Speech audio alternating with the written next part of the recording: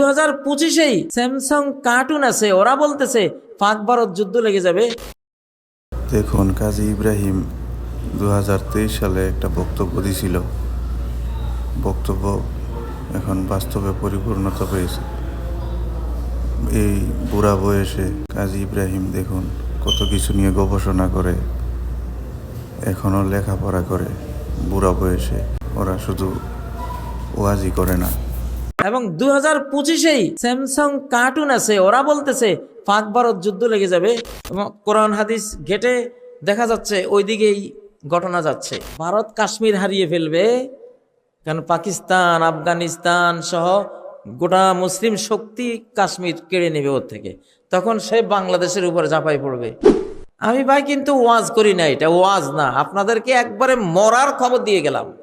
আমি এটা হবে, এটা বাস্তব। আমি কথাগুলি কেন বলতেছি, মানসিক প্রস্তুতি নিতে হবে। সাফ কথা ভাই, যারা ভারতের বন্ধু তারা বাংলাদেশের শত্রু। একেবারে একে একে দুই, দুইয়ে দুইয়ে চার, কথা ঠিক কিনা? শুনছেন তো আপনারা, শুনছেন, এখন প্রস্তুতি নিয়ে থাকেন। কথা